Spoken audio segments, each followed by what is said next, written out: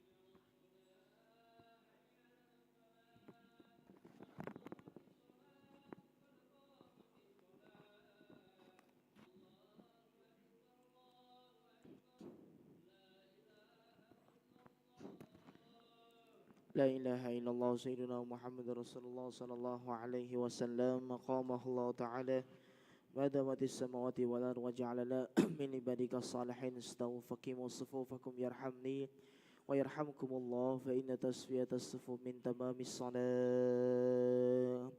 نستغفر الله العظيم وصلي فرض الصبح ركعتين مستقبل القبلة عند إمام لله تعالى. الله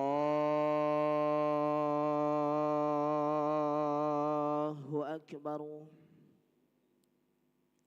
الله أكبر كبير.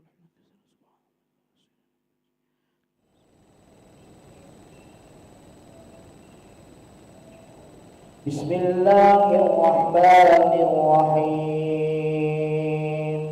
الحمد لله رب العالمين الرحمن الرحيم مالك يوم الدين إياك نعبد وإياك نستعين اهدنا الصراط المستقيم صراط الذين أنعمت عليهم غير المغضوب عليهم ولا الضالين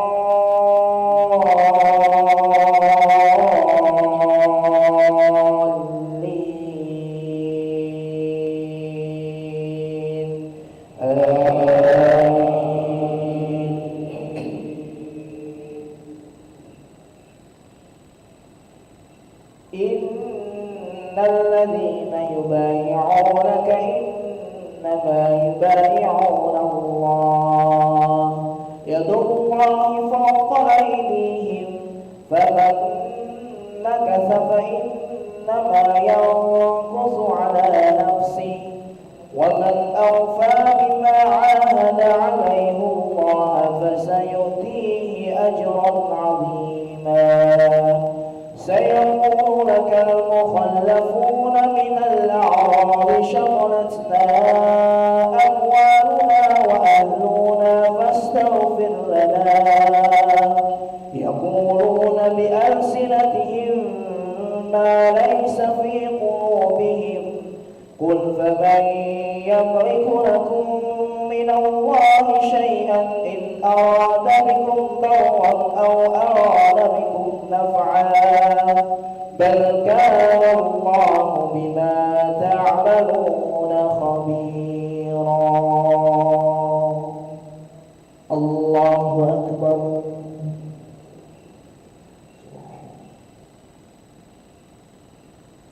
سمع الله لمن حمده. الله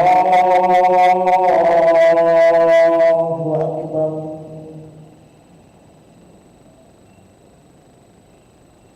الله أكبر. الله أكبر.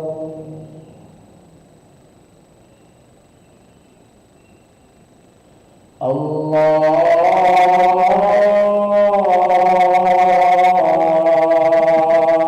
أكبر.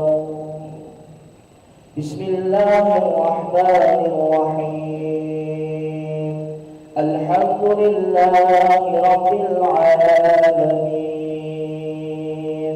الرحمن الرحيم مالك يوم الدين إياك نعبد وإياك نستعين اهدنا الصراط المستقيم صراط الذين أنعمت عليهم غير المغضوب عليهم ولا الضالين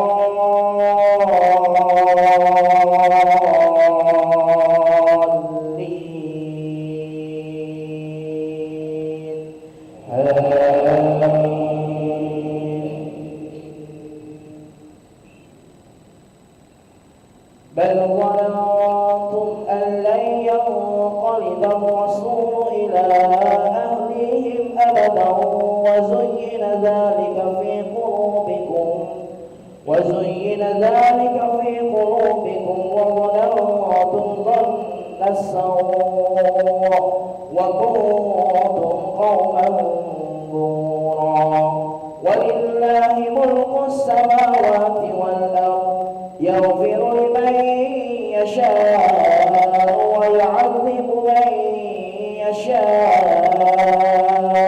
وكان الله غفورا رحيما. الله أكبر.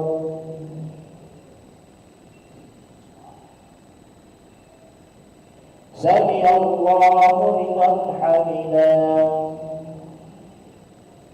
اللهم اهدنا فيمن هديت وعافنا فيمن عافيت وتولنا فيمن توليت وبارك لنا فيما أعطيت وقنا برحمتك شر ما قضيت.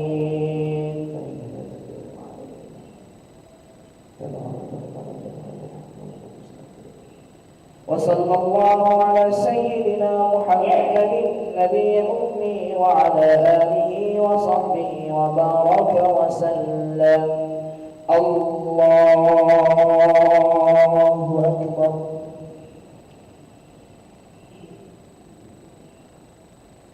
الله أكبر.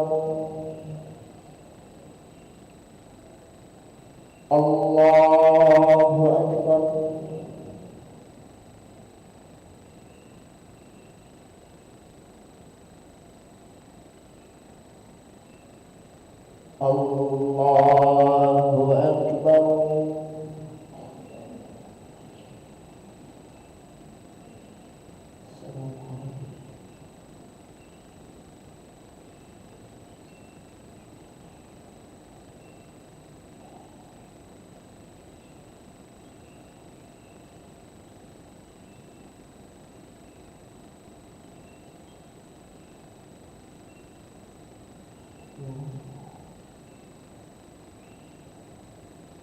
السلام عليكم ورحمة الله.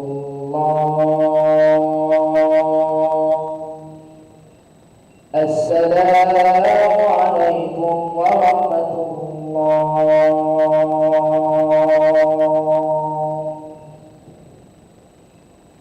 نستغفر الله العظيم الذي لا إله إلا هو الحي القيوم ونتوب إليه.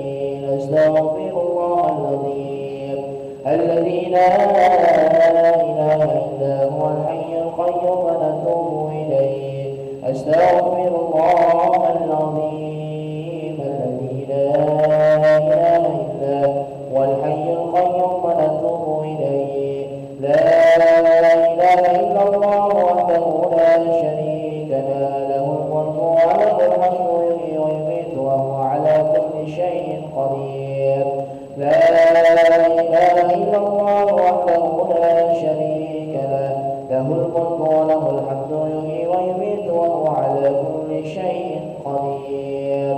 لا إله إلا الله وحده لا شريك له له الملك وله الحمد يحيي ويميت وهو على كل شيء قدير وإليه النشور. اللهم أجرنا من النار. اللهم أجرنا من النار. اللهم أجرنا من النار. اللهم أجرنا من النار. اللهم أجرنا من النار. اللهم أجرنا من النار. اللهم أجرنا من النار السالمين. اللهم أنت السلام ومنك السلام وإليك يعود السلام. فهينا ربنا بالسلام وأدخلنا الجنة دار السلام. تبارك ربنا وتعاليت يا ذا الجلال والإكرام. الله لا إله إلا هو الحي القيوم لا تأخذه سنة ولا نوم له ما في السماوات وما في الأرض. ولا الذي يشفع عنده إلا بإذنه. يعلم ما بين أيديهم وما خلفهم ولا يحيطون بشيء من علمه إلا بما شاء. وسع كرسيه السماوات والأرض ولا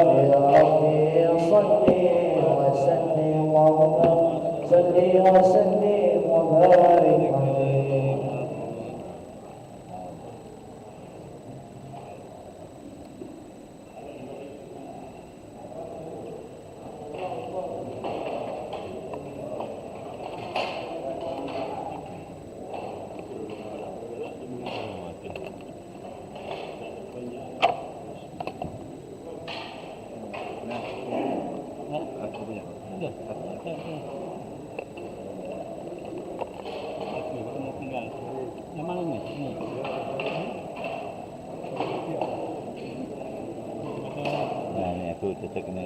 Iya. Iya. Mana main? Makan ya? Masjid. Masjid Al-Karim.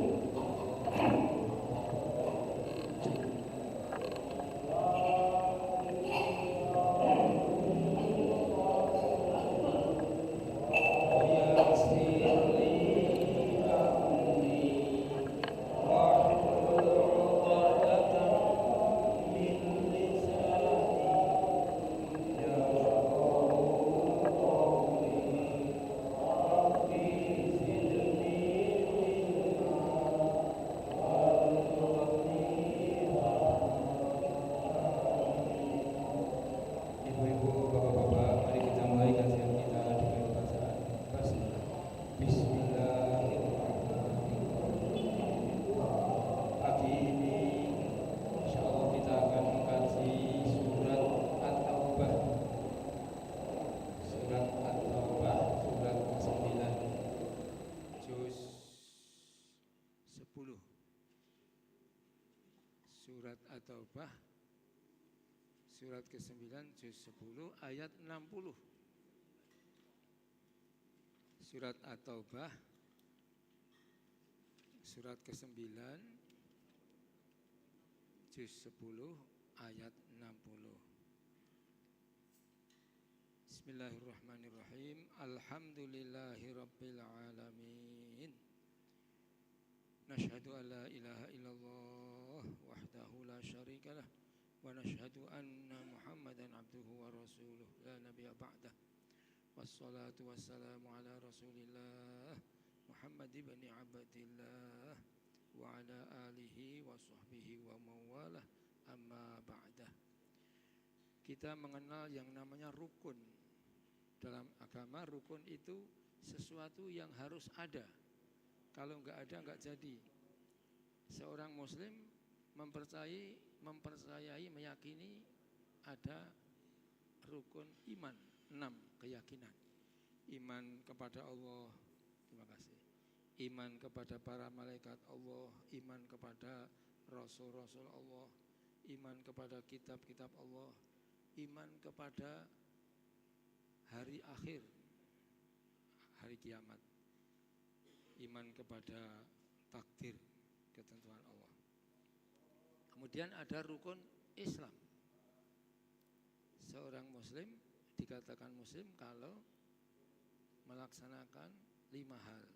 Pertama, kalau dia non muslim, untuk menjadi muslim pertama bersyahadat. Kalau kita ini pada umumnya muslim karena keturunan, ayah kita Islam, ibu kita Islam, lahir langsung Islam. Tetapi Ustadz Felix Shaw dulunya Katolik, masuk Islam. Nah, maka dia pertama syahadat. Yang kedua sholat.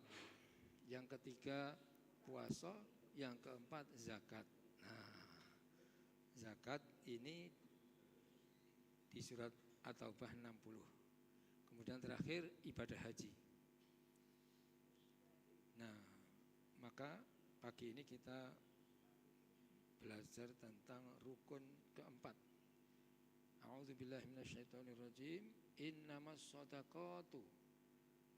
Zakat ini dalam Al-Quran disebut shadaqat. Ini jamak dari shadaqah. Shadaqatun itu zakat. Innama tidak ada lain kecuali hanyalah as-shadaqatu, zakat itu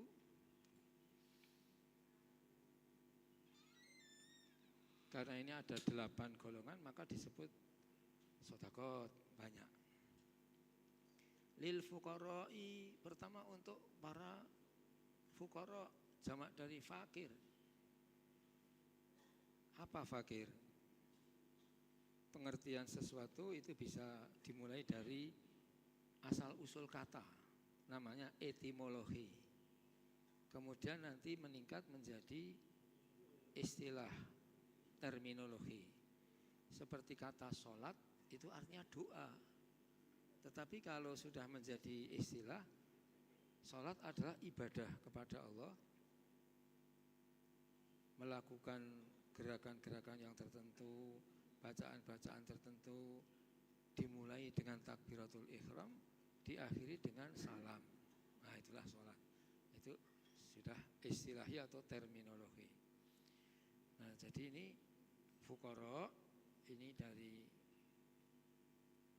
kata fakir.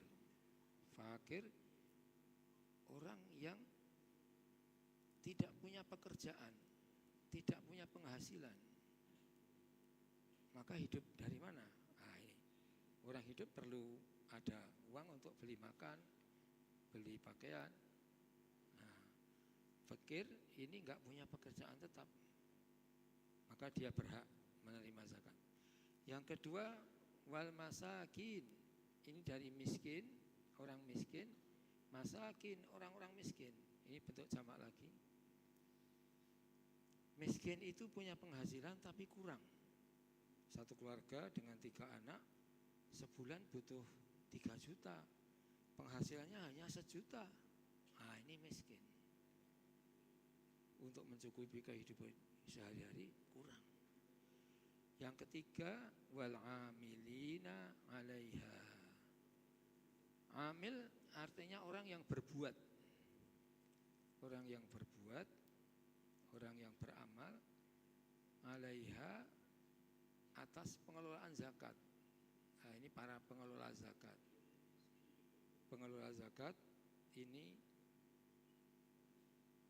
menghitung zakat seseorang, lalu menerimanya, lalu mendistribusikannya, sehingga zakat itu menjadi sesuai dengan sasarannya. Kemudian yang keempat, wal mu'allafati qulubuhum, dan untuk orang-orang yang dijinakkan hati mereka. Kalau ada perkawinan itu doanya itu alif bainahuma, ya Allah lunakkanlah, lembutkanlah hati keduanya. Suami lembut dengan istri, istri lembut dengan suami, sehingga hidupnya rukun. Ke lembah sama menurun, ke bukit sama mendaki, ringan sama dijinjing, berat sama dipikul. Nah, nanti seterusnya Ustadz Ibar ya, kata-kata yang indah. Jadi ini mu'allafati qulubuhum, orang-orang yang perlu dijinakkan hati mereka. Maka ada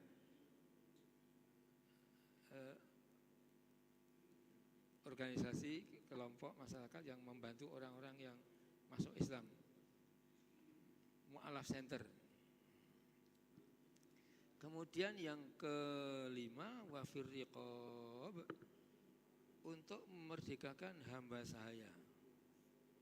Hamba sahaya itu orang-orang yang kemerdekaannya dimiliki orang lain. Kalau dia akan menjadi orang merdeka, harus menebus dirinya. Ini dulu ketika Islam datang ada perbudakan akibat dari perang antar suku. Perang antar suku, yang kalah jadi budak, yang menang jadi tuan. Nah, sekarang enggak ada lagi. Maka riqab ini sekarang tidak ada lagi, karena ini turun ketika waktu itu masih ada perbudakan. Tetapi sebetulnya seperti dunia perbudakan itu masih ada orang-orang yang kemerdekaannya di tangan orang lain. Ada. Nah, ini bisa mendapatkan ini. Kemudian yang ke-6, wal gharimin, orang-orang yang terjerat hutang. Maka gharimin adalah untuk membebaskan orang-orang yang bangkrut karena hutang. untuk membantu dia menghilangkan beban hutangnya dari zakat ini. Kemudian yang ketujuh, wa fi sabilillah. Fi artinya di dalam, sabil jalan Allah, jalannya Allah. Nah, jalannya Allah ini artinya ajaran Allah berjalan. Ajaran Allah berjalan itu misalnya seperti Islam mengajarkan merawat, mendidik, memelihara, menyantuni anak yatim. Rasul mengatakan, aku dengan para orang-orang yang merawat anak-anak yatim itu begini. Jadi jari tengahnya ini Rasul, telunjuknya ini orang-orang yang menyantuni anak-anak yatim. Masya Allah, begini. Aku bersama orang-orang yang menyantuni anak yatim. Jadi keluarga yang penuh berkah adalah keluarga yang ada anak yatim di dalamnya, yang dididik, dirawat, diantarkan sampai menuju kemandirian. Pendidikan itu kan mengantar anak dari tergantung dengan orang menjadi dia mandiri. Untuk bisa mandiri punya skill, punya keterampilan yang bisa menghasilkan. Dalam ilmu ekonomi yang bisa menghasilkan itu dua, produk sama jasa. Nah, produk sama jasa. Kalau produk itu usaha-usaha yang menghasilkan barang yang bisa dijual. Nah, kalau jasa itu berbuat sesuatu manfaat yang dirasakan orang lain terus dapat imbalan. Motong rumput, ngecat tembok, tukang batu, tukang cukur rambut, sopir taksi, jasa semua. Sebab guru ya jasa, guru jasa maksudnya memberikan ilmu pengetahuan. Nah, di produk sama jasa. Nah, jadi memelihara yatim itu ajaran Islam berjalan. Jadi semua yang menuju ke situ itu masuk fisabilillah. Ustadz-ustadz yang berdakwah boleh, panti-panti asuhan boleh, bahkan organisasi-organisasi kemasyarakatan untuk mengembangkan Islam berdakwah boleh. Nah, itu namanya fisabilillah. Nah, kemudian di Indonesia ini ada dua. Nanti ini sebenarnya 8 golongan ini sebenarnya tidak tegas pembatasannya, bisa juga saling kait berkait. Di Indonesia ini dikenal ada Badan Amil Zakat yang dikelola pemerintah, ada Lembaga Amil Zakat, Lazis. Nahdlatul Ulama punya Lazis, Muhammadiyah punya Lazis. Kemudian pemerintah punya Bazis, Badan Amil Zakat. Kalau di Palembang ini pusatnya di Jalan Jenderal Sudirman itu ya, depan Kodam sekarang di situ ada Badan Amil Zakat. Nah, itu pengelola zakat itu ditangani oleh Lazis dan Bazis. Kembali lagi ke jalan Allah itu luas sekali. Ketika seorang sahabat bertanya kepada Rasul, "Ya Rasul, amal apakah yang paling dicintai Allah? Ayul a'mal ahabbu ilallah?" Ayul a'mal ahabbu ilallah. Amal apa yang paling dicintai Allah? Rasul menjawab, as-salatu ala waqtiha. Pertama, salat pada waktunya.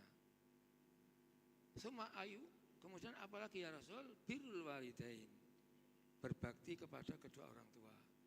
Summa ayu, kemudian apalagi ya Rasulullah? Al-jihadu fi sabilillah. Berjuang, bersungguh-sungguh di jalan Allah. Wah, ini luas sekali. Seorang bapak bekerja untuk memenuhi kebutuhan rumah tangga itu beribadah, beramal fi sabilillah. Jadi karena Rasul mengatakan jangan kamu menjadi peminta-minta, jadilah orang yang memberi. Tetapi bapak-bapak, ibu-ibu, kalau ada peminta-peminta ke rumah kita, jangan dimarahi, tidak usah diceramai, langsung dikasih saja. Karena itu Allah memilih kita untuk beramal dengan menolong orang tadi. Bukankah Allah melalui Rasul mengatakan siapa yang menghilangkan kesulitan orang, Allah akan menghilangkan kesulitan dia, baik di dunia maupun di akhirat. Nah, jadi bapak-bapak, ibu-ibu, saudara-saudara, Jadi kata sabilillah itu luas sekali. Kemudian yang terakhir, ini yang terakhir. Apa ini yang terakhir? Wabnis sabil. Dan ibnu sabil, ibnu itu anak laki-laki, sabil artinya jalan. Anak laki-laki jalan. Sabil ya. Jadi ini anak laki-laki yang sedang berjalan. Kenapa pakai ibnu? Karena laki-laki itu yang banyak berjalan di luar. Kalau di Mekah, di Madinah ini yang belanja itu laki-laki semua. Toko-toko laki-laki. Nah, itu budaya sana. Maka ketika Islam turun, memakai kata-kata ini. Jadi ibu-ibu di sana itu domestik. Tapi ini ketika agama ini turun, konteksnya begini. Sebetulnya siapapun, ya laki-laki yang perempuan. Nah ini bisa dipahami orang yang kehabisan bekal, kehabisan uang dalam perjalanan. Tetapi anak-anak itu juga sedang berjalan menuju kemandiriannya, menuju kedewasaannya. Maka bisa juga untuk beasiswa. Maka Badan Amil Zakat mempunyai para ahli yang mengkaji, ada beasiswa dari Basnas. Mahasiswa UIN itu banyak yang mendapatkan beasiswa dari Basnas, diseleksi. Prestasi akademiknya bagus, keluarganya miskin, Basnas memberikan bantuan dana.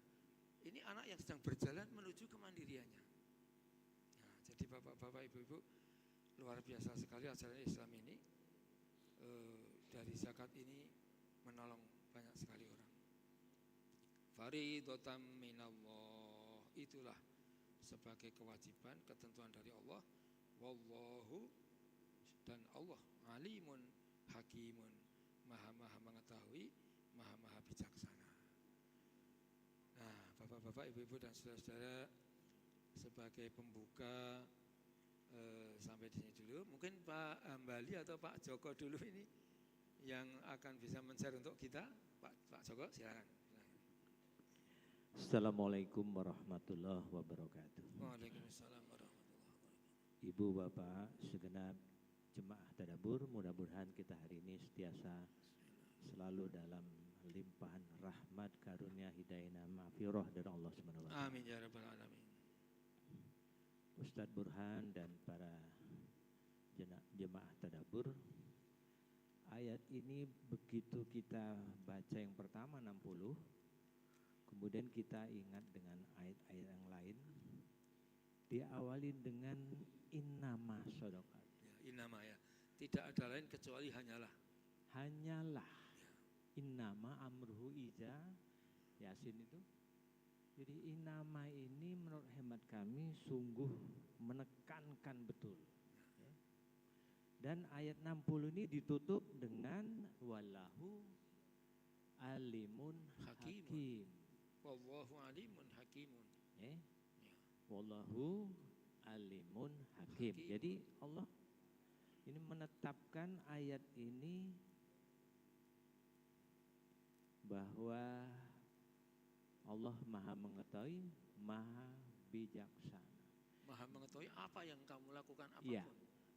Jadi menjalankan pembagian atau menyisihkan zakat ini, saya pikir harus dikerjakan secara total, sama halnya dengan sholat. Kalau sholat itu kita bagaimana mendekatkan dan selalu mencintai Allah. Sementara kalau zakat kita mencintai sesamanya. Makanya dua ayat pembuka dan ayat penutup menurut saya terus terang merinding kan gitu. Memahaminya deh, diawali dengan hanyalah, jadi artinya menekankan itu. Nah kemudian asnafnya ada 8. 8 itu saya teringat dengan yang Ustadz buka pertama tadi dengan hadis, yaitu rukun Islam. Ada 5. Zakat itu nomor 4. Ya. Sementara asnaf, siapa yang berhak menerima zakat ini ada 8. Quran ini 8 ini amil nomor 3. Pengelola zakat nomor 3. Ya. Betapa pentingnya siapa jadi pengurus, siapa jadi anggota AMIL yang membagikan ini, di samping dia betul-betul harus tegas, jujur, suci dan sebagainya, benar-benar sesuai dengan. Jadi betapa pentingnya AMIL ini untuk membagikan supaya sesuai dengan apa yang disyaratkan itu. Jadi dikontekskan dengan pemerintahan. Ustadz Burhan, kalau di tingkat kabupaten, kota, atau provinsi, itu ada namanya Dispenda. Dinas Pendapatan Daerah, kalau sekarang namanya Bapenda, Badan Pendapatan Daerah. Ya. Reinkarnasi judul saja. Itu koordinator pendapatan. Jadi semua yang dilakukan oleh dinas-dinas bagian kantor-kantor itu koordinator pendapatannya adalah Dispenda. Sementara dinas-dinas lain, bagian-bagian lain itu tukang mencari. Kalau di pemerintahan itu. Yang tukang habis itu sesuai dengan program skala prioritas, yang pertama adalah PU, tukang ngabisinya. Lalu yang kedua Diknas, Dinkes, nah itu tukang ngabisinya. Yang paling banyak itu di beberapa pajak-pajak termasuk sumber daya alam itu. Nah, kalau di pusat itu ada ESDM, energi, ya, berkaitan dengan sumber daya alam. Suatu saat ada suatu analog bahwa menerbitkan kepada seseorang atau perusahaan selembar tapi ditandatangani oleh menteri, tapi prosesnya itu luar biasa memperoleh surat itu. Surat itu begitu terbit, perusahaan itu diizinkan untuk menggali tambang-tambang, eksploitasi dan eksplorasi. Triliunan dari surat selembar tadi. Nah, dalam analog itu bagaimana seseorang tidak korupsi kalau surat selembar itu ternyata bisa menghasilkan 20, 30, bahkan 40% biaya negara ini mengurusi rakyatnya oleh kertas selembar tadi. Begitu juga kalau tingkat kabupaten, kota, provinsi, Dispenda itu membuat iri dari bagian-bagian lain. Karena di Dispenda itu ada dulu namanya upah pungut. Kalau sekarang insentif. Sekarang tuh tunjangan kinerja dan sebagainya. Tapi ada khusus di bagian keuangan maupun di bagian Dispenda tadi. Nah, saya ibaratkan nomor 3 itu AMIL. Kenapa AMIL itu dikelola oleh orang-orang yang mampu sebetulnya. Orang-orang yang tapi masih dapat bagian. Dan nomor 3 pula. Setelah miskin, fakir, AMIL. Nah, artinya posisi sebagai AMIL, orang yang duduk di Dispenda, orang duduk SDM yang menerbitkan surat-surat itu punya tanggung jawab innamal shadaqatu dan tadi walahum tadi yang penutup tadi. Ayat 60 tadi. Faridatan minallah, ketentuan dari Allah. Wallahu alimun hakim. Allah Maha tahu dan Maha bijaksana. Alimun hakim. Jadi kalau cuplikan dua ayat ini tidak dipahami bagian AMIL, tidak dibagi bagian orang yang menerbitkan surat-surat izin tadi, betapa bahayanya. Nah, ini bagaimana ini? Kok bisa tiba-tiba duduk nomor 3, mengalahkan dari yang nomor 4, 5, 6. Ini pancingan untuk diskusi kita pagi ini. Terima kasih. Wassalamualaikum warahmatullahi wabarakatuh. Waalaikumsalam warahmatullahi wabarakatuh. Terima kasih, luar biasa sekali Pak Joko, bahwa penyebutan Al-Quran dalam Al-Quran itu yang disebut pertama, kedua, ketiga itu bermakna semua. Jadi Allah menyebutkan hal yang ini pertama, kedua, sangat bermakna. Seperti ketika beramal itu sirron wa alaniyatan. Pertama kali disebut rahasia. Bersedekah, berderma, rahasia itu harganya tinggi sekali di hadapan Allah. Baru yang kedua, alaniyatan, terang-terangan. Supaya ikut menarik orang juga ikut beribadah. Karena yang kedua ini bahayanya bisa jatuh ke riya. Tapi kalau diam-diam rahasia itu hanya Allah dan aku yang tahu. Jadi dalam beribadah itu disebut berinfak itu oleh Allah sirron wa alaniyatan. Nah, betul Pak Joko, luar biasa sekali. Saya lihat lagi urutannya itu, ternyata disebut pertama fakir. Fakir ini penghasilannya nggak punya. Betapa susahnya hidupnya. Yang kedua miskin, punya penghasilan tapi masih kurang untuk hidupnya. Nah yang ketiga ini, pengelola. Wah, betapa pentingnya pengelola ini. Harus amanah, betul-betul cermat, betul-betul diobservasi supaya pemerataannya itu sesuai dengan sasarannya. Kemudian mu'allafati qulubuhum, orang-orang yang perlu dijinakkan hatinya dari non muslim menjadi muslim. Kemudian memerdekakan budak, terus baru bangkrut, terlilit utang bangkrut, kemudian sabilillah tadi, dan terakhir Ibnu Sabil. Jadi Masya Allah luar biasa betul. Jadi ini posisi pengelola zakat ini yang ketiga. Mungkin Ustadz Ibar bisa menyampaikan atau Pak silakan. Ya ada Ibu bertanya, boleh silakan Ibu. Ada pertanyaan dulu. Terima kasih Pak. Masya Allah. Pertanyaannya untuk kita semua. Bismillahirrahmanirrahim. Pagi ini sangat menarik sekali tausiah kita membahas masalah zakat. Sekarang ini Ustadz Burhan, yang saya Jalil. tanyakan di sini, Bu Oni Jalil. bisakah zakat ini kita salurkan ke panti asuhan? Panti asuhan ya. Ya, panti asuhan di situ kan terdiri dari fakir, tidak mampu, yang mana orang tuanya sudah menyerahkan ke panti asuhan karena tidak mampu membiayai anaknya dan macam-macam. Nah, sekarang ini bertepatan kita nanti tanggal 10 atau tanggal 25 ini 10 Muharram. Anak-anak. Nah, zakat ini bisakah kita salurkan ke panti asuhan tersebut? Boleh. Terima kasih Ustadz. Ya. Terima kasih, luar biasa sekali. Bapak-bapak, ibu-ibu sudah mendengar inti pertanyaan Bu Oni Jalil tadi?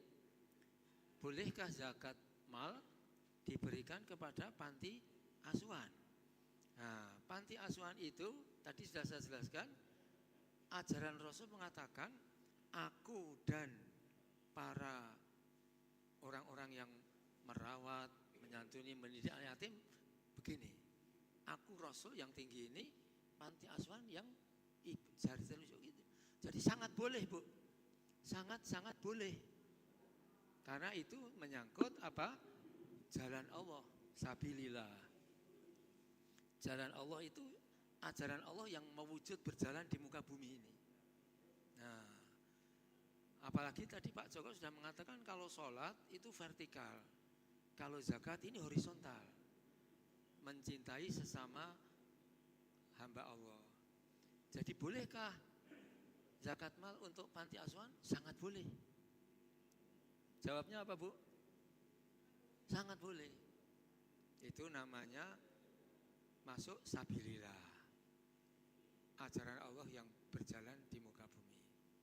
Jadi semua yang mewujudkan ajaran Allah di muka bumi itu termasuk sabilillah. Ya, jadi boleh, sangat boleh. Mungkin 10 Muharram nanti ibu-ibu mengumpulkan dana akan menyantuni anak yatim. Wah, bagus sekali. Bagus sekali. Jadi Bapak-bapak, insya Allah hari Kamis tanggal 25 sore hari habis ngasar di masjid kita ada peringatan 10 Muharram. Ada santunan anak yatim, pembagian hadiah untuk berbagai lomba, dan nanti ada tausiah. Mohon disediakan waktu Kamis sore tanggal 25 setelah ngasar. Kalau bisa sholat jamaah ngasar di sini. Jadi jawabnya sangat boleh Bu ya. Insya Allah sangat boleh. Mudah-mudahan bisa dirasakan manfaatnya. Jadi itu termasuk sabilillah. Juga masuk Ibnu Sabil juga bisa. Ibnu Sabil itu anak-anak yang sedang menuju kedewasaannya. Kita antar dari anak-anak menjadi orang-orang yang bisa mandiri. Tadi Ustadz Ibar atau Pak Haji Profesor Edi Mas Haim, silakan. Assalamualaikum warahmatullahi wabarakatuh. Waalaikumsalam. Jadi hari Sabtu kemarin, Ya, makasih. Ketua DKM Masjid mengundang beberapa pengurus DKM, Ya, nasihat, membicarakan masalah ini. oh ya. Jadi nomor 1, anak yatim, Ya.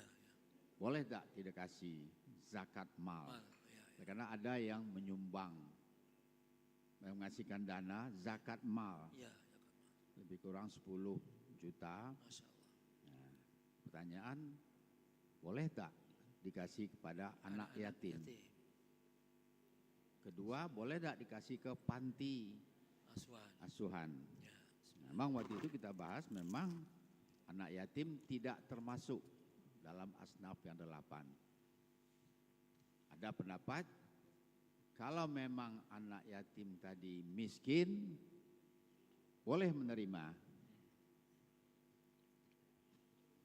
Cuma jadi pertanyaan, kalau dikasihkan langsung sama anak-anak tersebut, karena dia masih di bawah umur, dikhawatirkan itu tidak produktif, tidak efektif. Bakal dibelikannya Pengelola. macam-macam, apa namanya, disap-isap.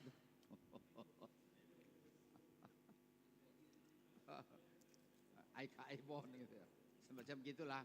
Jadi yang tidak produktif atau di apa namanya, judi online segala macam gitu. Ya, anak-anak juga bukan main, pintar sekali. Jadi disarankan sebaiknya dikasih ke orang tuanya langsung. Jadi memang orang tuanya tentu dengan benang merahnya itu memang mereka tidak mampu. Jadi tidak mampu. Ini tentu tidak ada anak yatim yang kaya mau menerima zakat mal. Kemudian yang kedua tentang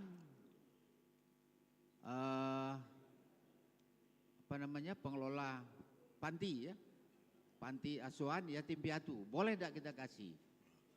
Memang dari satu pihak itu adalah fisabilillah. Ibnu Sabil Cuma ada informasi, hati-hati ini Bapak Ibu-ibu ya. Ada informasi sekarang ini yayasan-yayasan panti asuhan itu komersial. Dikoordinir oleh orang tertentu, dia membuat 3, 4, 5 panti asuhan untuk menerima dana-dana masyarakat dan dana dari pemerintah. Apa namanya itu? Dana sosial. Bansos. Nah, bansos. Nah ini tentu lain ini. Jadi niatnya lain. Tapi ada juga panti asuhan di Palembang ini. Contoh yang saya tahu itu panti asuhan Aisyah Umairah di Balayuda tersebut. Itu pengurusnya orang kaya-kaya semua, pejabat apa, istri pengusaha-pengusaha semua. Dan duit mereka yang banyak disumbangkan di situ, di samping donatur-donatur lain. Jadi tidak komersial sifatnya di situ. Betul. Nah ini yang barangkali hati-hati ini dalam menyikapi panti asuhan mana yang harus kita berikan. Dan juga anak yang tidak mampu dikhawatirkan dikelola tidak baik, jadi sebaiknya dikasih sama orang tuanya. Itu hasil solusi yang waktu itu hari Sabtu kita. Silakan ditanggapi barangkali oleh Pak Ambali yang lain. Terima kasih. Assalamualaikum warahmatullahi wabarakatuh. Waalaikumsalam. Ya. Terima kasih, luar biasa. Permasalahan yang kita bahas, memang ada panti asuhan yang sungguh-sungguh, ada panti asuhan yang abal-abal, panti asuhan yang komersial. Nah, dananya. Ya. Bagus sekali. Jadi dari segi kajian asnaf, kelompok-kelompok penerima zakat, itu anak yatim secara nyata dalam ayat tidak disebut. Tetapi kalau kita pelajari lebih dalam lagi, Sabilillah bisa, Ibnu Sabil bisa. Sabilillah itu tadi ajaran Allah yang berjalan, berjalan di muka bumi perlu ada pengelolaan. Jadi memang nanti terhadap harta anak yatim itu ada ayatnya yang lain. Orang yang mengelola harta anak yatim dengan sebaik-baiknya sampai anak itu nanti mampu mengelola harta ya walinya. Nanti setelah dia mampu diberikan kepada dia. Bahkan kalau bisa harta itu dikembangkan produktif. Setelah harta besar kasihkan kepada anak tadi, kamu sudah bisa mengelola, teruskanlah. Itu amal yang luar biasa, bagus sekali. Nah kemudian dari segi kata sabilillah, fi sabilillah itu luas sekali. Jadi bagaimana agama itu berjalan dengan dimanage. Ibadah korban saja, kalau sohibul korban itu sendiri, 7 orang nyembelih sapi sendiri, nguliti sendiri, bagi sendiri, kesusahan kan. Lalu masjid dengan manajemen masjidnya menolong, membantu para sohibul korban. Wah itu amal yang luar biasa sekali. Karena lalu ajaran Islam bisa berjalan dengan baik. Ya. Jadi anak yatim tadi bisa masuk sabilillah, bisa juga mau masuk Ibnu Sabil juga bisa. Masuk Ibnu Sabil orang yang sedang berjalan menuju kemandiriannya, menuju kedewasaannya. Bisa. Kalaupun masuk miskin karena belum wajib mencari harta, fakir juga belum, enggak masuk. Nah, tetapi kalau masuk 2 ini masuk, bisa dia. Nah, jadi bapak-bapak, ibu-ibu, memang ajaran agama itu ada yang bisa dilaksanakan sendiri, tapi ada yang perlu manajemen, dimanage. Perlu dimanage supaya bisa berjalan lebih baik lagi. Nah, seperti mengelola masjid. Masjid bisa enggak? Bisa. Masjid ini adalah satu sarana untuk mewujudkan ajaran agama berjalan. Jadi disumbangkan ke masjid bisa, bisa. Itu masuk fi sabilillah. Ke orang-orangnya, untuk imam-imamnya, dai-dainya bisa, bisa. Karena mereka itu untuk berdakwah juga perlu hidup, perlu sarana kehidupan untuk bisa berdakwah. Nah, untuk guru-guru madrasah, sekolah bisa, bisa. Nah, jadi luas dari 2 kata tadi, sabilillah. Bagaimana ajaran agama bisa berjalan? Nah, itu. Bahkan khusus anak yatim, terima kasih. Khusus anak yatim itu tadi, aku dengan para orang-orang yang menyantuni anak yatim begini. Aku rasul yang tinggi, ini anak ya, pengelola yatim. Bapak-bapak, ibu-ibu, mengelola anak yatim itu perlu kesabaran luar biasa. Karena anak yatim itu enggak punya bapak. Kadang-kadang enggak punya bapak, enggak punya ibu, yatim piatu. Dalam ilmu pendidikan, anak nakal enggak ada. Tidak ada anak nakal. Yang ada anak yang haus perhatian. Jadi anak-anak itu melakukan berbagai action, berbagai tingkah pola itu bukan karena nakal, karena minta perhatian. Kalau kita kasih perhatian, dia akan puas, diam, tidak macam-macam lagi. Dari pengalaman bapak-bapak, ibu-ibu mungkin kalau mau berangkat kerja, anaknya digendong dulu, diajak naik motor keliling-keliling, sampai tidur, sudah tidur, kita pergi. Ini pulang masih pakaian kerja pun langsung sambut anak. Karena seharian tidak ketemu, dia ingin sekali ketemu ayah ibunya. Ya, jadi anak nakal tidak ada. Yang ada anak yang haus perhatian. Nah, jadi bapak-bapak, saya kira ibu-ibu punya banyak pengalaman bagaimana mendidik anak-anak. Kembali ke kajian kita. Ya, Pak Haji Soleh, silakan. Ini Ketua Dewan Kemakmuran Masjid, silakan. Assalamualaikum warahmatullahi wabarakatuh. Saya enggak kuat es. Alhamdulillahirabbil alamin. Puji syukur pada Allah.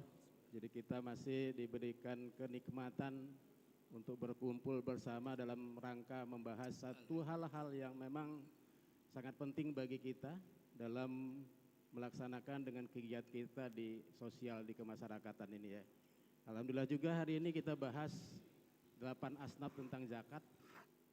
Dan kebetulan ini bulan Muharram, bulan sangat yang baik sekali. Yang biasanya kalau Islam di Indonesia ini kan Muharram ini sangat identik dengan hal-hal yang memang banyak dilakukan untuk melakukan sedekah, zakat dan yang lain-lain ya. Kalau di Jawa itu kan ada malam suro segala macam ya sampai ya. Nah, itu. Nah kebetulan ya, dan sangat kebetulan bahwa kita ini sudah punya kalender khusus untuk masjid kita ini ya. Bahwa setiap bulan Muharram itu ya, kita akan melakukan kegiatan-kegiatan keislaman yang memang notabene sangat baik ya. Pertama kita tutup tahun Zulhijjah itu dengan khataman ya. Khataman yang kita juga laksanakan dengan membaca, walaupun membacanya 30 juz ya. Berapa juz kita baca, fungsinya apa? Kita pengen salah satu tujuan DKM juga meramaikan masjid ya, memakmurkan masjid. Jadi seperti itu acaranya.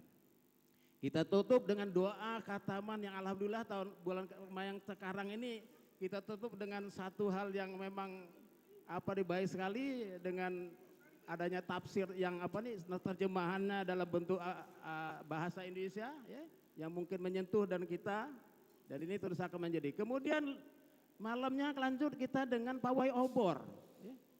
Pawai obor ini memang hal yang baru yang kita lakukan, tapi di daerah-daerah lain sudah sering itu melakukan itu. Pawai obor itu sampai kadang-kadang ada peserta-pesertanya itu yang anak-anak ini dinilai dan dicari yang paling terbaik, yang paling aneh, yang segala macam untuk diberikan hadiah. Ada seperti itu sampai pawai obornya seperti itu. Ya. Kemudian paginya, tanggal 1-nya kita laksanakan perlombaan kemarin. Ya. Perlombaan anak-anak, ada yang menggambar, ada yang mewarnai, ada yang azannya, ada yang surat-surat pendek. Alhamdulillah itu akan terus kita jalankan. Ya. Dan titik maksimal daripada kegiatan kita nanti adalah tanggal 10 Muharram. Ya. 10 Muharram ini kita akan laksanakan santunan. Ya. Santunan dan pasti yang paling dominan yang kita lakukan kepada panti asuhan. Ya. Panti asuhan yang kita akan laksanakan. Ya. Kalau biasa-biasanya tahun-tahun kemarin mungkin kita tidak pernah ada hal-hal yang perlu kita diskusikan karena kebetulan dana yang terkumpul itu rata-rata dari infak dan sedekah ya, karena donasi biasa ya, tidak ada yang namanya zakat mal. Kebetulan di tahun ini ada jamaah kita yang menyumbangkan dalam bentuk zakat mal ya. Maka itulah mungkin ini yang perlu kita bahas sedikit, plus kita juga punya lembaga yang kita bentuk sebagai amil zakat di masjid kita ini, yang setiap tahun pun akan melakukan penghimpunan zakat-zakat ini dan kita akan salurkan. Jadi saya berharap bahasa malam ini dari kita semua akan meluruskan ya, siapa benar-benar yang memang kita akan lakukan pembagian atau mustahib yang ada di sekitar kita ini. Siapa gitu. Supaya nanti ini punya base data, Masjid Al-Wara itu punya base data ya. Pada saat kita mengumpulkan dana tersebut, tidak lagi banyak tanya-tanya. Data itu sudah ada. Tinggal kita bagikan. Tinggal kita membaginya misalnya, ternyata asnaf yang ada di sekitar kita cuma 5. Mungkin bisa 1/5 kita langsung bagi dari misalnya total daripada dana zakat tadi, baik fitrah ataupun mal. Ya. Gitu. Nah ini yang kami pengen juga hari ini, alhamdulillah Pak Burhan juga sudah mengarahkan di materinya seperti itu, biar nanti kita punya keputusan yang detail. Ya. Saya juga sedikit cari-cari di AI sama Mbah Google ini. Ya. Saya tanya juga di situ, apakah panti asuhan? Karena memang ya gini, salah satu kenapa bahasanya kayak saya selalu ngomongin panti asuhan. Ya. Negara itu juga dalam undang-undang, salah satu undang-undangnya menyatakan fakir, miskin, dan anak terlantar dipelihara oleh negara. Benar gak itu ya? Pasal berapa itu? Kalau ada 27 atau berapa itu ya? Nah, kalau tidak salah. Jadi salah satu bentuk daripada penafsiran pasal tersebut, negara itu membentuk salah satu dari badan-badan lembaga ya, salah satunya itu panti asuhan. Jadi konsep panti asuhan ini dasarnya yang kalau saya pahami ya, mungkin ini bisa diskusikan, memang dibentuk untuk fakir miskin dan anak-anak terlantar. Berarti bahasa asnaf fakir miskin itu sebenarnya harus menyatu dengan panti asuhan. Itu domain pertama sekali. Walaupun di situ ada anak yatimnya, tapi pasti anak yatimnya dominan kepada fakir dan miskin. Mungkin di situ. Nah kemudian ibu-ibu ini pun sudah ya, ibu-ibu kita ini sudah bersusah payah bapak-bapak sekalian ya. Sudah mendatangi beberapa panti asuhan. Ya. Jadi sebelum mereka melakukan pembagian setiap tahun itu didatangi dulu panti asuhannya, didata. Ya. Didata, ternyata memang rata-rata gambaran panti asuhan itu memang isinya banyak-banyak fakir miskin yang akan disalurkan itu. Nah itu saya tadi ya. Jadi saya berharap hari ini kita putuskan. Ya, dalam arti kami minta saran dan putusan dari bapak-bapak sekalian. Asnaf tentang fakir miskin atau panti asuhan ini, ya, dengan dana yang ada tadi 10 juta, bisa nggak kita alokasikan ke sana? Ya. Tapi dasarnya tetap memang yang panti asuhan yang kita tuju itu memang isinya semuanya hampir fakir miskin. Nah, itu. Ya, semuanya fakir miskin. Kita kasih ke sana, ya. Dan memang kita juga dari 10 juta tidak total untuk ke sana, untuk ke fakir miskin semua. Karena kita di sini juga yang mungkin kita pahami fisabilillah juga kita banyak di sini ya. Kemudian orang-orang tua yang mungkin fakir miskin juga. Jadi ada individu-individu juga yang nanti kita alokasikan dari dana tersebut. Kalau lembaga salah satunya mungkin panti asuhan. Nah di situ ya. Mungkin nanti ibu-ibu juga bisa menyampaikan ini sekalian ya. Tolong disampaikan fakir miskin atau panti asuhan yang sudah didatangi, ya, tolong jelaskan dikit supaya nanti di sini keputusan daripada bapak-bapak senior kita nih yang memang ini bisa mengatakan oh iya itu benar dan itu berhak dikasih. Tolong ibu-ibu sekalian disampaikan panti asuhan mana saja yang sudah didatangi dan yang akan diberikan santunan dari kita, termasuk santunan yang dari infak dan sedekah. Termasuk nanti juga yang kita alokasikan dari kalaupun diperbolehkan dari zakat mal yang 10 juta mungkin separuhnya yang akan kita alokasikan ke sana. Terima kasih. Silakan ibu-ibu disampaikan. Terima kasih. Wassalamualaikum warahmatullahi wabarakatuh.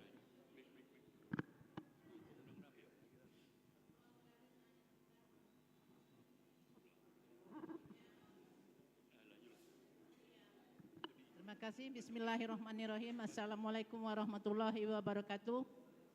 Ya memang zakat dan fitrah itu sangat paling rawan-rawan itu Ustadz. Ya kami waktu jadi acara di kantor mengirim tiap tahun ada acara itu tidak pernah tinggal dengan acara ke panti asuhan itu. Panti asuhan ini ya kita bukan menidakkan ketua yayasan seperti Pak Edi bilang tadi, ya dah. Pernah baik kalau kita nak ke panti asuhan itu tidak ada murid, tidak ada anak. Begitu kita datang cepat-cepat dia cari murid. Entah anak siapa yang didata. Pokoknya kalau ulang tahun Kementerian Agama itu tiap tahun ke panti asuhan. Ya yang ngumpulkan uang itu ya ibu-ibu lah, bagian ibu-ibu. Ada pakaian, ada sembako dan lain sebagainya. Ternyata kapan dicek muridnya udah kati, muridnya udah ada. Nah kunjungan lagi ke panti jompo. Nah kalau panti jompo itu ya alhamdulillah itu nyata-nyata. Memang orang-orang yang sudah ada yang sudah terbuang oleh keluarganya sehingga di tempat itu kadang kita sedih melihatnya ya. Memang benar-benar mana bau busuk, bau kencing dan sebagainya. Kalau kita tanya ibu mana keluarga, aku tidak ada, dibuang dan sebagainya, diasingkan oleh anak. Nah itu bedanya panti asuhan dengan panti jompo. Nah kok lagi panti sosial. Panti sosial itu memang ada benar-benar itu Pak. Ya, ini saran. Orang-orang yang di jalan, yang kira-kira yang tidak waras, yang tidak apa itu diambil oleh panti pemerintah, didudukkanlah di panti sosial. Nah, memang kalau kita lihat ada yang sudah tidak waras, kalau kita tanya ngomongnya sudah ngawur dan sebagainya. Nah, kita kasihan juga melihatnya.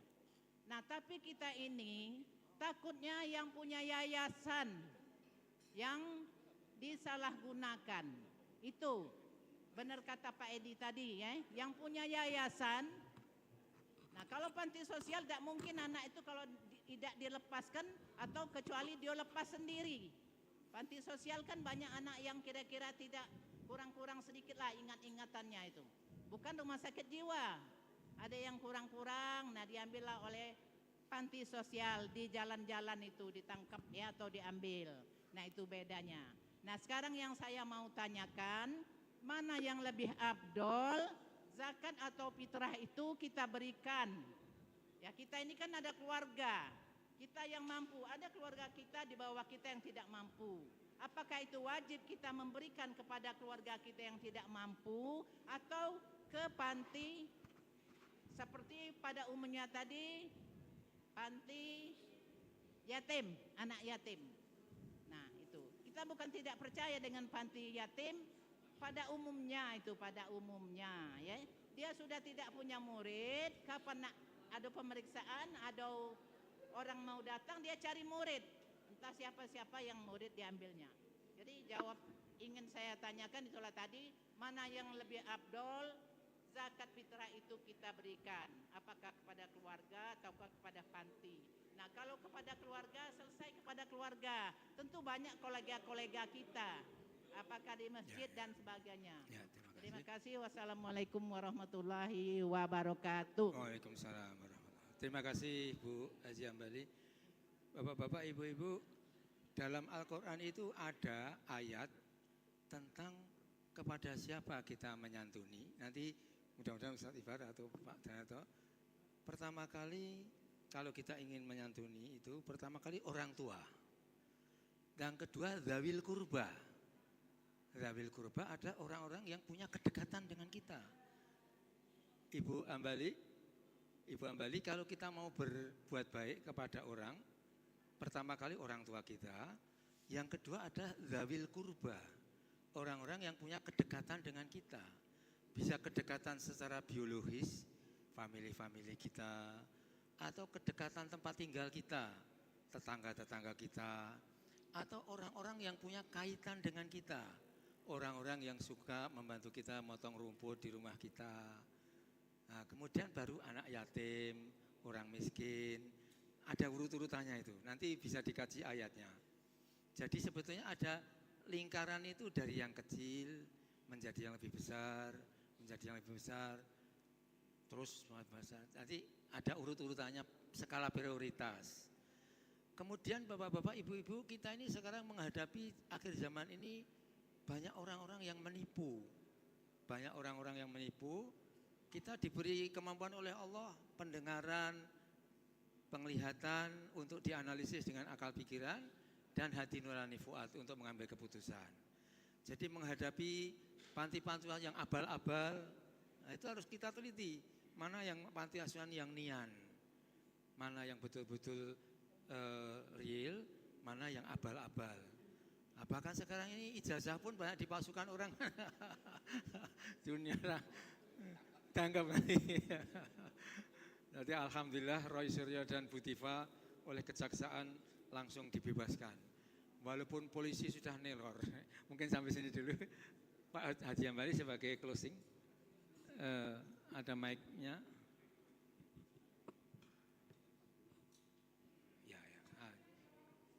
Ya.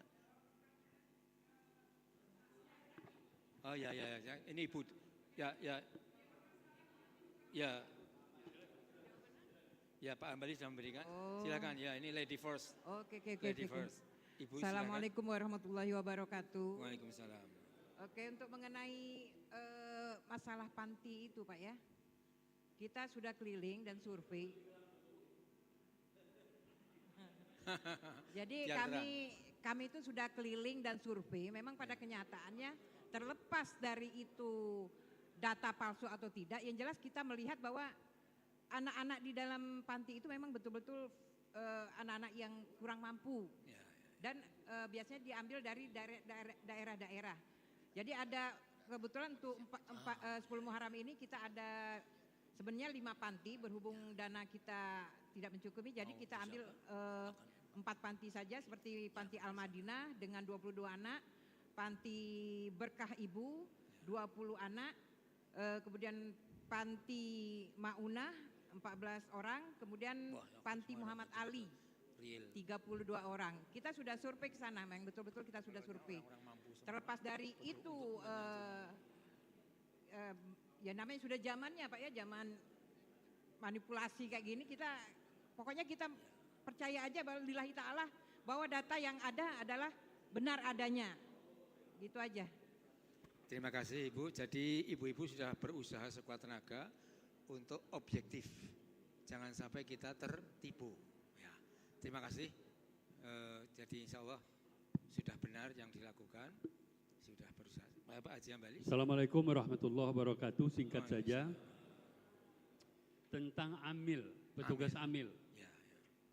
Dalam tafsir Qurtubi, dalam kitab Fathul Qorib, dalam kitab Fathul Mu'in, menyimpulkan bahwa petugas amil itu adalah orang yang diangkat oleh imam atau penguasa. Penguasa. Kata kuncinya bukan mengangkat diri sendiri. Mengapa harus diangkat oleh imam atau penguasa? Dia mempunyai kekuasaan, setelah dana itu nanti masuk, kata Pak Ses tadi, zakat nomor 4, kalau di dalam hadis, di dalam Al-Quran, amil malah nomor 3. Berarti petugas itu disiapkan dulu, baru mungut. Disiapkan dulu petugas, diangkat dulu petugas. Karena ada zakat mal, ada zakat fitrah. Diangkat dulu, baru sudah itu setelah diangkat diberikan kekuasaan untuk memungut atau menerima. Oleh karena itu petugas amil tidak boleh ngangkat diri sendiri. Walaupun dia ketua masjid atau dia sebagai imam di masjid ini, harus diangkat oleh penguasa. Ada legitimasi ya. Nah, jadi ada kekuasaan, ada hak. Jadi tidak ada lagi yang orang yang bisa membantah. Nah, oleh karena itu petugas amil yang diangkat itu tentu penguasa sudah melihat bahwa dia akan bertindak adil dalam pembagian zakat tadi, termasuk kepada panti asuhan. Sekarang ini kita sudah susah memilah yang mana yang betul-betul panti asuhannya itu yang mana. Ketika kita datang ke panti asuhan, kita tanpa pemberitahuan, kita buat merek, karena ada merek, kita datang langsung. Ketika kita tanya, nggak ada anak panti di situ. Kalau proposal, bisa dibuat Pak, bisa diupahkan proposal itu, diajukan ke panti sosial sehingga nanti akan mendapatkan rekomendasi bahwa ini panti asuhan. Orang yang panti sosial tadi yang menandatangani itu nggak ada cek lagi ke lapangan Pak. Berdasarkan data berapa orang di dalam catatan itu tanpa adanya cek ke lokasi betul apa tidak ini panti asuhan yang memelihara anak panti. Nah sekarang betul kata Pak Burhan tadi bahwa zakat yang sebenarnya itu harus kepada lingkungan kita sendiri dulu. Jadi amun kita ragu menyerahkan ini kepada amil, kita boleh langsung Pak, bisa langsung. Jadi ngenonian, yakinian kita bahwa ini memang dimanfaatkan oleh orang-orang yang tidak mampu. Keluarga kita ada yang menyekolahkan ada, nguliakan anak, tapi dia tidak mampu. Nah ini yang harus dibantu. Sekarang ini tidak ada lagi hamba sahaya yang dimerdekakan, nggak ada lagi. Tapi kita harus bisa melihat siapa yang sebenarnya harus menerima ini. Nah, adapun panti-panti yang abal-abal tadi, ya sama dengan kita mengetahui Allah. Allah itu seperti apa? Nah, sudahlah, tidak usah banyak. Pokoknya Allah itu ada zat yang awal, yang akhir. Jadi nggak usah lagi dibaca. Nah, akhirnya sampai ke situ, Pak. Jadi sudah, kalau memang dia tidak adil, kalau dia memang tidak ada muridnya, tidak ada anak pantinya, ya terserah dia. Cuman kalau bisa kepada yang tepat sasaran. Jadi seperti itu. Jadi amil itu memang diangkat lebih dahulu oleh Allah di dalam surat At-Taubah ayat 60, sedangkan kewajiban zakat di rukun Islam yang kelima itu nomor 4. Jadi mempersiapkan dulu tenaganya, baru mungut. Pengelolanya dulu. Mengelolanya. Demikian barangkali. Assalamualaikum warahmatullahi wabarakatuh. Waalaikumsalam. Terima kasih, luar biasa sekali. Mudah-mudahan apa yang kita kaji pagi ini menjadi ilmu yang bermanfaat. Amin ya rabbal alamin. Kita akhiri dengan doa mengkaji Quran. Allahumma arhamna bil Quran waj'alhu lana imamau wa nurau wa hudaw wa rahmah. Allahumma dzakirna minhuma nasina wa 'allimna minhuma jahilna warzuqna tilawatahu ana al-laili wa atrafan nahar waj'alhu lana hujjatan ya rabbal alamin. Terima kasih. Subhanakallahumma wa bihamdika asyhadu an la ilaha illa anta astaghfiruka wa atubu ilaik. Assalamualaikum warahmatullahi wabarakatuh. Alhamdulillah.